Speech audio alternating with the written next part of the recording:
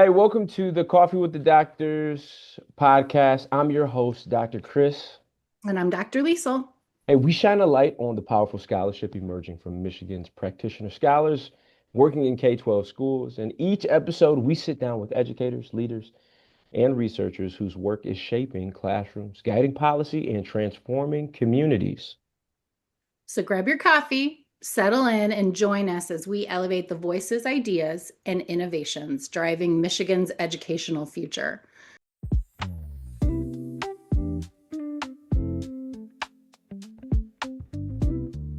So, Chris, what's on the agenda for this week?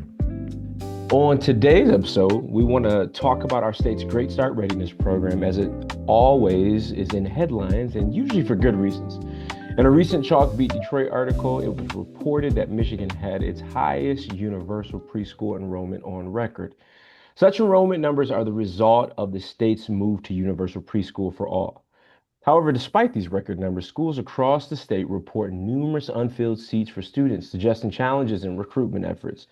These vacancies suggest that Michigan parents and stakeholders are asking, is U pre-K worth it? And maybe to help us answer this question and more about GSRP is none other than Dr. Mary Behm. All right, welcome, Dr. Mary Behm. Sorry, Mary. Dr. Mary has served for over 40 years as an educator in Genesee County. She's served in the role of elementary teacher, assistant principal, and elementary principal in both the Carman Ainsworth School District and Grand Blanc Community Schools. Dr. Behm currently serves the role as assistant superintendent for education and learning at the Genesee Intermediate School District. Dr. Behm holds a bachelor's from Michigan State University, go green, All master's right. from Eastern, educational specialist from Oakland, and a doctoral degree from the MSU Dell. Dr. Behm is married to her husband Jeff and has three amazing adult children, Mitchell and his wife Sarah, Maddie, and Max. Mary, welcome to the show. Thanks. I'm glad to be here. Hey, before we get started, I'd love to ask the question about coffee. Mm, So, Miss Mary, do you prefer fair trade or Folgers? okay, so my absolute honest is neither one. Ha! So I love a good Dunkin' Donuts or a McDonald's. Stop at McDonald's, get their coffee every day at work, every day on the way to work. So I don't know, that probably doesn't answer your question, but Oh, it does, Mary. does it? Okay. Yeah. I would put you firmly in the Folgers category. Oh, okay. And that is okay. Okay. I don't know if that's good or bad. So, Mary, you had a question for us. I Why sure do we did. meet at 7 a.m. on Saturday mornings? Yeah, well, as you notice in the background, it's still dark out, right? The sun has not come up. And well, I love talking with you guys. I am curious as to why you decided on 7 a.m. I don't know that we have a great answer for that, Lisa. I don't think we have a couple good answers for that. One Okay. of the answers is that we all participated in the MSU Dell program, Doctor of Educational Leadership, and it's for practitioner scholars. And at 7 a.m. any other day of the week, we'd be working. And That's a so good we'd go to answer. school on Saturdays, and we just kept that tradition up. Also, Right. we've had families and no one is up this early on a Saturday. Hey, So, touche, touche. That is a great answer. Okay. I love it. all right, well, let's go ahead and start talking about your dissertation research and how it's influenced the role that you serve as assistant superintendent. So, when you were in the doctoral program, what was the focus of your dissertation and what kind of persistent problem or dilemma did you try to learn more about? So as you know, Lisa, because we did our dissertation together, It was really around the kindergarten or the preschool to kindergarten transition. Now, it's been a minute, right? Um, but I think some of the big takeaways would still be takeaways probably in 10 years, right? Obviously, GSRP has at its foundation family engagement. So I think one of the takeaways that we had back when we did our dissertation was the difference between preschool family engagement and kindergarten family engagement. So obviously families are involved all the way through, especially in elementary, but less as you go up, right? Less as you begin kindergarten and first grade, and so on. And I don't mean like come and volunteer at the bake sale, right? But engaged in what their students are learning and how they can help at home. That is a foundation piece to preschool. So that's one takeaway. The other takeaway is that, and we still see this today, depending on the building, is um, preschool feeling, and sometimes by location, feeling isolated, not part of the K-12 system. Um, Certainly not by design, but sometimes just depending on where they're at.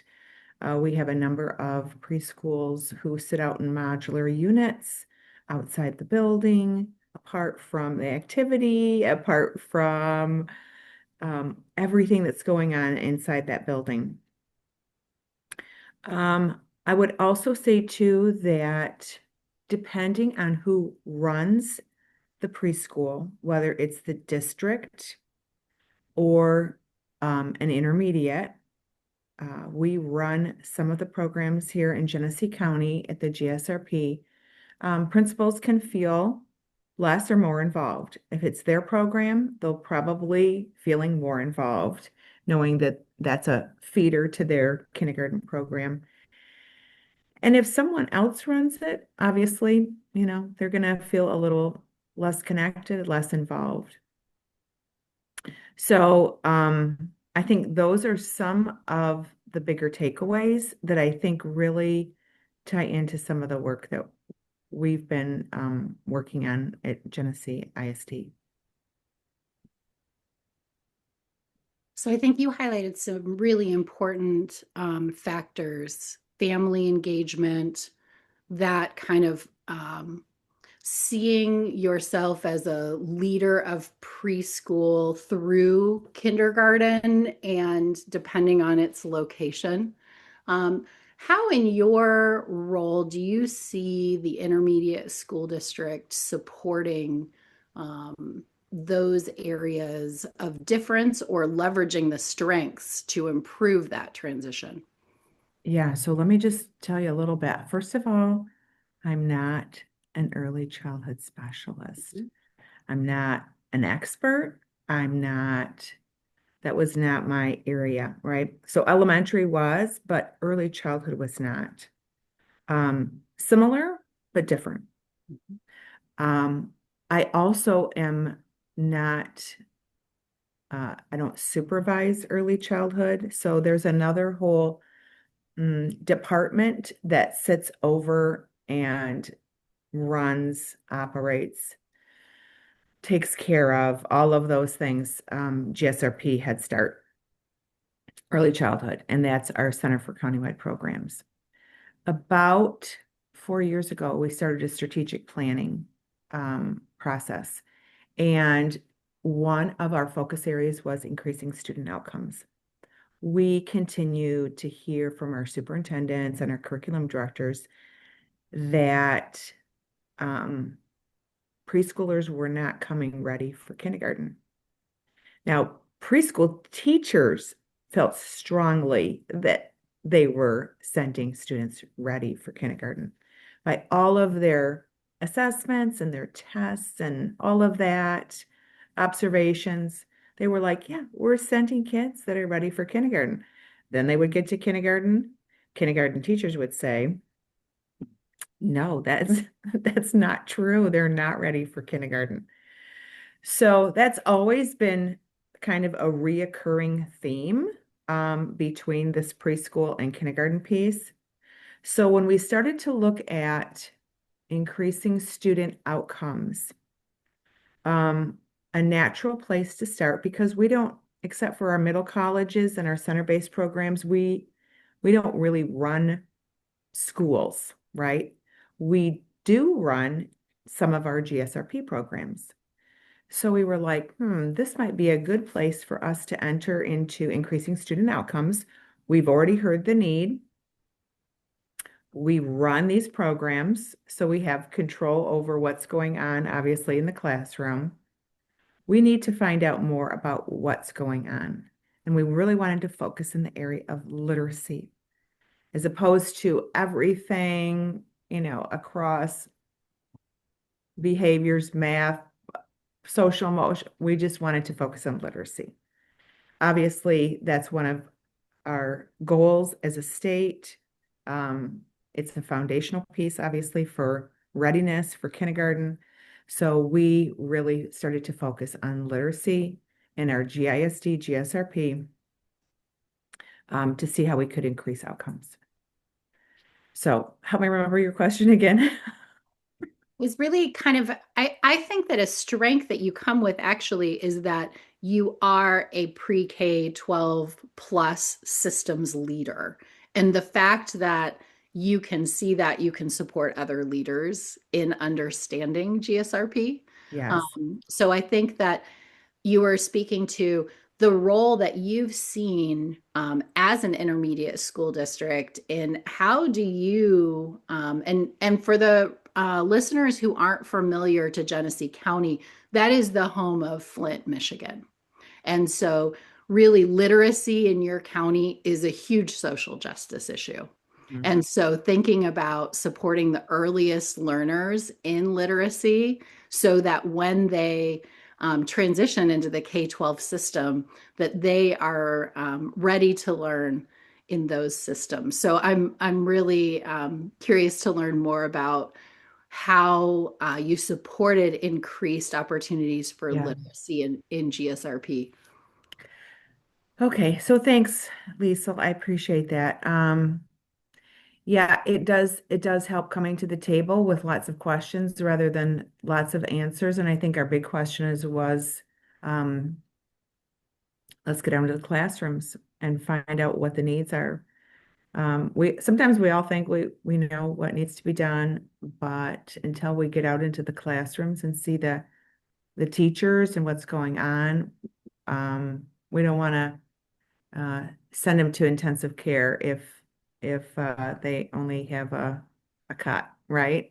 So we want to be able to treat the cut and not provide intensive supports. But if intensive supports are what's needed, then we want to be able to do that too.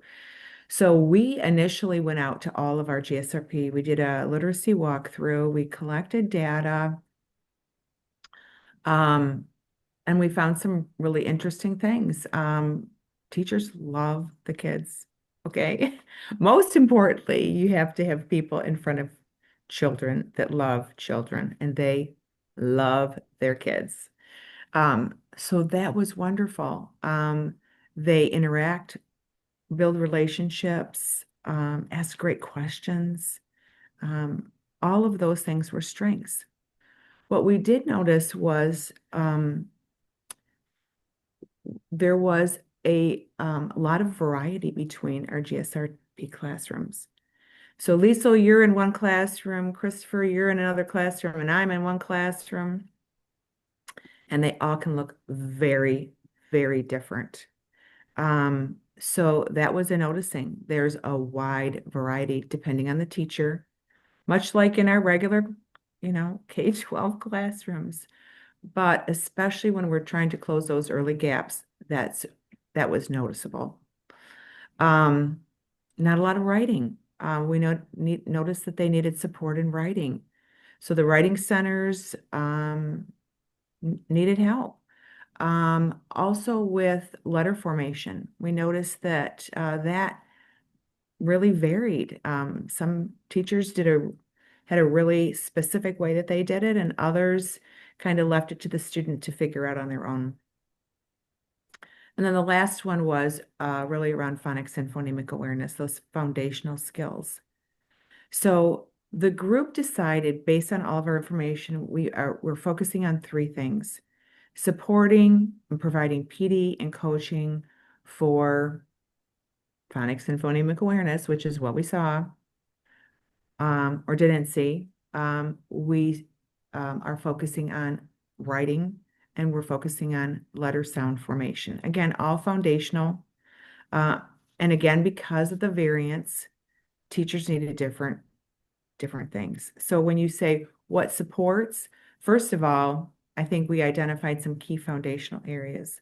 The other things that we're providing supports around, actually, one of them comes through the state, which is the early literacy coaching grant. And that thankfully goes down to preschool. So we hired two specific coaches just assigned to preschool to help with the work. As you know, GSRP and Head Start, there's not a lot of money or an allocation for coaching. So they had a coach, but spread between lots of people. So I might only see my coach once a month, right? So we know that more intensive on-site coaching is going to be helpful. So coaching is one of them. PD, when they have their Fridays without students, those coaches then deliver PD along with our early childhood programs and services. They help to deliver PD. Working with the ECSs to deliver PD to the ECSs so that they can better support and align with what we're doing. And then another thing that we did too, 2 years ago, we started the Peli. We thought that the teachers didn't have enough data. So they have class data, they have TS Gold data, but we realized when we looked at those assessments that they really weren't kindergarten readiness assessments, right? So we wanted a metric to be able to use to know if we were making an impact, right? Um, so it's a little action research here, right? So, so we started the Peli. Initially, they only wanted it in the spring. Thought there was going to be too much on the kids. Thought that two people coming in and doing a kindergarten assessment was going to be way too much. It ended up to be that the kids loved sitting down with the coaches who were already in the classroom. They were already known. And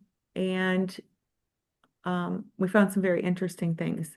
So we first did it in the spring, and then the following year we did a fall, winter, spring. This is the second year. They're just finishing up the midwinter Peli, and then they're going to try to get some teachers actually to administer the spring Peli with them so they can be more engaged around that. But that data, when you say what supports, I think bringing additional data to teachers so they can make decisions about where their students are and what they need next, both for families and for the teachers, is really what they needed. So I think that additional data set was the other piece of support that we provided. I think that's really powerful, Mary. You know, you highlighted a couple of different types of data, and we almost see a flip-flop between that preschool and kindergarten. In preschool, we collect a lot of process data. What do the interactions between teachers and students look like? Where are they developmentally based on, you talked about TS Gold, but not a lot about what the individual student might be Yeah. experiencing, and highlighting the Peli as that piece that could help bridge. I'm thinking of all the work of bridging that preschool into kindergarten world and what kind of important data Yeah. um, a teacher might need. Right, absolutely. Well, and if I could piggyback off of that conversation, the process data in GSRP I find is probably one of the most interesting um, that I've seen in schools. I spent a lot of time in GSRP classrooms, K 1, 2, 3, 4, but GSRP is the home of process data to be able to actually look at individual developmental markers. I'm wondering, with that in mind, on the flip side, you talked about what we're trying to do to build capacity within our pre-K classrooms. But what are some of the assets that you've seen in pre-K classrooms that you believe that, especially as we're talking about improving literacy outcomes, that we actually need to extract from GSRP and scale up through K-12? Mhm. Um, Maybe, and this doesn't necessarily need to be something that you've done, but just some of the things that you've seen in being in classrooms, um, K-12 and on. So I think some of the things, and that's a great question, Chris. Thank you. I would absolutely say the relationship piece. Mhm. I don't know that there's another level that has such a foundational piece as relationships, building relationships with students. That is a, it's like family engagement. It is a cornerstone of preschool, building uh, good, um, positive, healthy relationships with students. Yeah. Um, and you think, well, how hard is that? That's not very hard. Yet, I would say that that is um, something that we miss in K-12. Maybe not so much in kindergarten in some of the lower grades because it comes naturally. But Chris, as you think about the K-12 system, like what can we pull up? Um, Teachers still at certain points struggle to figure out how do I connect with this kid? Mm, Some kids are easy to connect with, obviously. Right? We've been in classrooms. We know those kids that are easy to connect with. I think what preschool does is they make it a point to connect with all kids. The hard ones, mm, the easy ones, the ones that come to us, the ones that don't want to come to us. But on their own terms, they meet kids where they are at. And I think that is something that definitely could get pulled up. The other piece that I feel like is another area to be explored, I guess, is the family engagement. And I mentioned that before, Lisa and I, it was absolutely a takeaway. We kind of leave the parents on the proverbial schoolhouse door, right? Once they come to school, to real school, yeah. right? Um, and we could be engaging them so much more. I think it was interesting during COVID, we suddenly realized the parents were part of this three-legged stool, and we needed them. We needed them part of this educational support system for their students. Once we went back, we were, not that we did this, but it was kind of like, okay, thank you. You did an awesome job. Okay, you can go ahead and go on, right? But preschool continues to do that. Obviously, that's part of their beliefs, part of the foundation. But I think we learned some lessons during COVID that I think we could still scale up.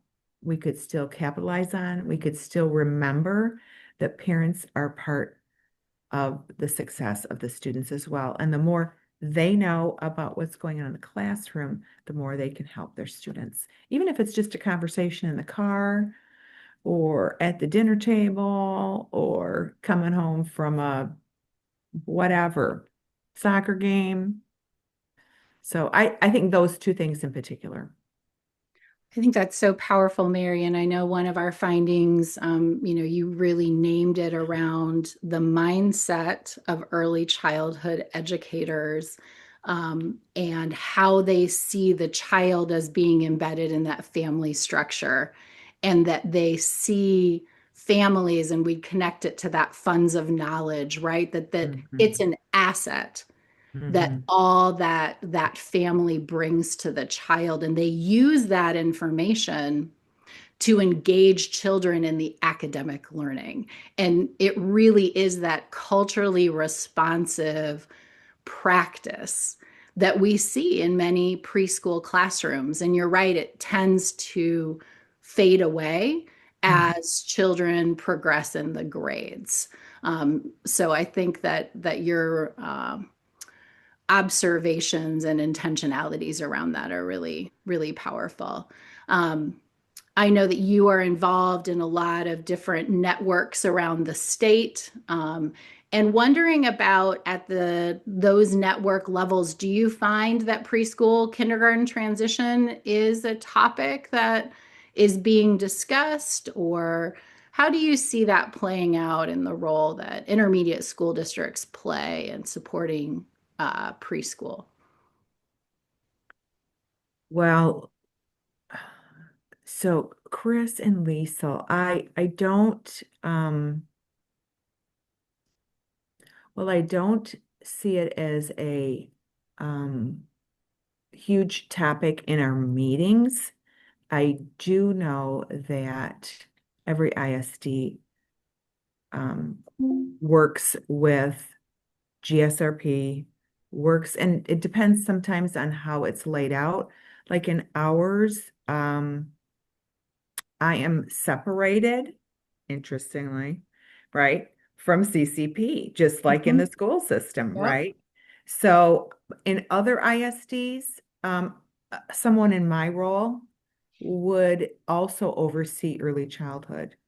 So while it does get mentioned, it is, as far as the transition goes, there hasn't been a lot of conversation. I will highlight, um, through MAISA, um, they have done a lot with the literacy essentials, and they did not forget about preschool. So there are preschool literacy essentials through MESA that we, GLN, our General Education Leadership Network throughout the state, really led that work. And while it hasn't been a conversation at a meeting, there is a whole task force called the Early Literacy Task Force. And that group actually helped to create the essentials, the essential literacy practices, not just for preschool, but preschool. And then I think it's broken up, K2, maybe 3, 5, 6, 8, and then the disciplinary practices as well. Um, those those were life changing, right? Because now we can go back to research and say, irregardless of curriculum, um, what should our students be knowing and doing, right? And what should it look like based on research for preschool? What are the essential areas of literacy that we need to have in every classroom every day? Same with all the way up, right? So I feel like, not I feel, I know that we have spent since the um, early literacy coaching grant came into being, which was probably 8 years ago, maybe, that work has started. And that is instrumental in trying to get everyone understanding literacy in the same way based on research. So, yes. That's such a powerful bridging structure as that supports all 56 ISDs, Hmm. locals they support. So that's kind of a an aligned finding, right, from our Mm, research that's yeah. put into practice. And we use, I mean, that when I talk about PD, and I know we don't have the time to talk about it today, but when we talk about offering PD to our preschool teachers, that's what we use Mhm. Super powerful. in Yeah. alignment with creative curriculum, in alignment with high scope. So they see where all of these should, you know, be overlapping. Well, I Yeah. think that's a good segue to maybe our final question. And it's a doozy. Um, Oh, okay. I'm ready. all right. So, what would schools be like if they took your findings and implemented them? And maybe you guys just explained that, but give that a try. So are you talking about like preschool? Or are you talking about, what are you talking about, Chris? So maybe we started this off talking about your research, Yeah, your dip. I think you're right for being a little bit confused because we did run the gamut throughout the show. we did. But just in general, you guys did a lot of research about preschool. So Hmm. maybe we'll start there. And maybe it's beyond just your research, but if the initiatives that you guys have been doing to improve literacy practices in preschool actually were to get taken up by not just Genesee County or Genesee ISD, but the whole state, what would Michigan look like?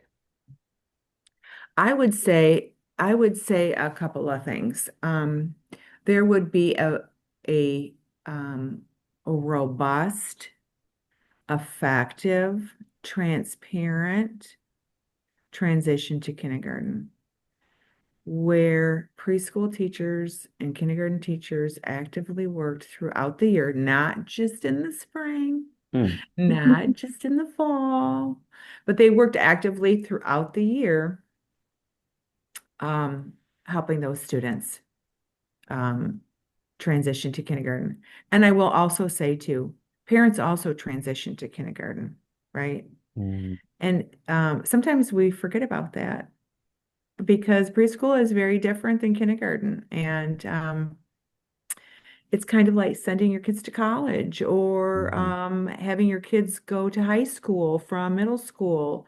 Uh, the secretary's different. Who's this person now, right? The phone number's different. The processes to drop them off are different. Everything is different. It's the same for parents too. So I don't think we should be forgetting about parents, obviously.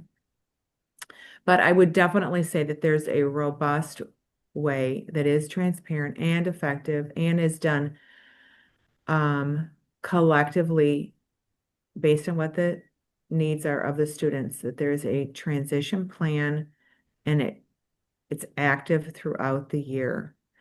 I would also say that sharing data is another big thing. If Little Mary is struggling in identifying letters, I would hope the person that the preschool teacher is sending them to knows that she doesn't have to start from scratch. Hmm. These are already the things that we've been working on, That's right? good. Not only we've been working on them, but mom and dad have been working on them That's with good. her, right? Here are some things to stay away from. Here are some things to absolutely do. All of those good pieces of information, right? I've got a year's worth of knowledge on students. Why not share that? So sharing data, having a transition plan, Hmm. absolutely, if not physically pulling them inside the school, making sure that they are actively a part of initiatives and activities within schools. So if you have buddy reading with the kindergarten and the fifth Yeah. graders, make sure you have buddy reading Wow. with the preschoolers and the second graders, That's good. right? If the therapy dog comes around to all the kids, make sure that everybody is included, right? So I'm sure that there's lots more. And after we get off here today, I'll be like, oh, how come I didn't share that? But I think just that it's not the it, it's not that this is like something and then they come. Mhm. Everything should be a continual support for the teachers, support for the students, Mhm. and see it as a PK 12 Mhm. system. I think there's lots of things we can do. We don't have time for them this morning, Yeah. but have me back and we'll talk about it some more. Powerful, Mary. We so appreciate you sharing the incredible work that you're doing at the county level and at the state level as you play lots of different roles. So we're grateful Thank you. for your time this morning at 7 a.m. Well, and you can see behind me when we first started, it was dark, and Yep. now it's light. The winter light is starting The at winter light. 7:30. Yeah. All right. Well, I'll close So this up. Chris, I Oh, would yes, ask ma'am. you, what kind of coffee do you like? Oh, well, listeners are gonna have to keep on tuning in before I can Mm, show my hand. But I can tell you, I am a man of many cups. I've got oh, Dunkin' this Dunkin' morning, C, Dunkin' Donuts. so I do try in a lot of different cups. So, um, but I'm gonna go ahead and close this out. Thank you for joining us on Coffee with the Doctors, where practitioner scholars help us rethink what education can be. And we'll see you next time for another conversation at the intersection of research, leadership, and practice.